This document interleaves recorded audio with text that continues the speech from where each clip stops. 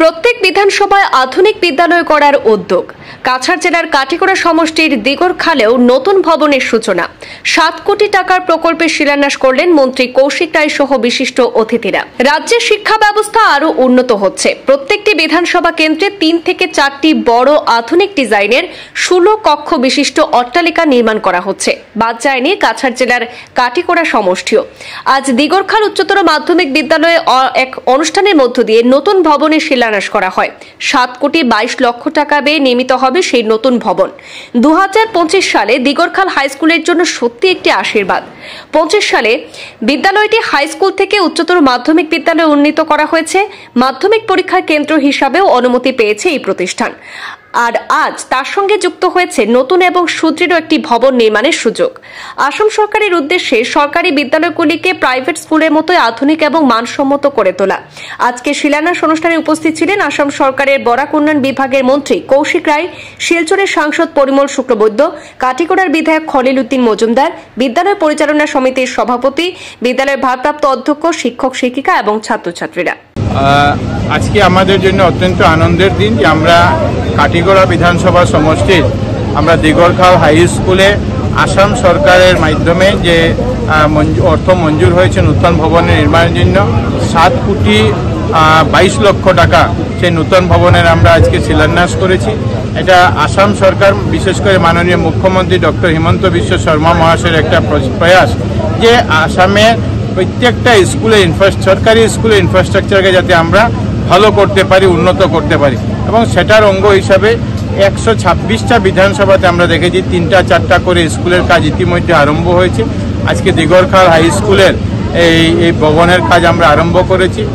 এখানে 2 বছরের মধ্যে ভবন নির্মাণ করার জন্য পূর্ত বিভাগ থেকে নির্দেশ এসেছে কন্ট্রাক্টরের কাছে।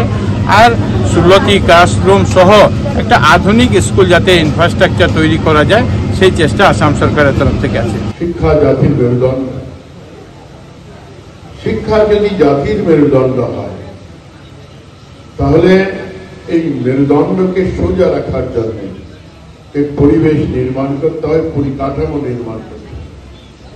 আর শুধু পরিকাঠামো না, আপনারা ভাববেন না যে স্কুল বিল্ডিং এর জন্য বলছে।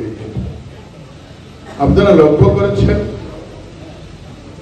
বলতে বাধ্য আমি যে ভারতীয় জনতা পার্টির এক সময়ের প্রধানমন্ত্রী ভারতরত্ন অটল বিহারী বাজপেয়ী এসে সর্বশিক্ষা আরম্ভ করেছিল। আর সর্বশিক্ষার মাধ্যমে আমরা লক্ষ্য করেছি স্কুলে, আগে আমরা গ্রামে দেখেছি সবচাইতে ভাঙা ঘর মানে স্কুল ঘর। সর্বশিক্ষা এসছে সবচাইতে ভালো ঘর মানে স্কুল ঘর। তারপরে আমরা 10 বছর আমরা হারিয়েছি আমাদের জাতীয় জীবন থেকে। অন্য দল রাজনীতি করেছে দেশে, আমাদের দলের সরকার এখানে এসেছে 16 ইংরেজি। আমাদের আজকের যিনি মুখ্যমন্ত্রী ডক্টর হিমন্ত বিশ্ব শর্মা, তিনি নিজেও বড় দিগ্গজ পণ্ডিত, বড় ব্যক্তিত্বের অধিকারী। শিক্ষার প্রত্যেকটা খণ্ডে তিনি কোনো না কোনো জায়গায় পারদর্শিতার স্বাক্ষর রেখেছেন।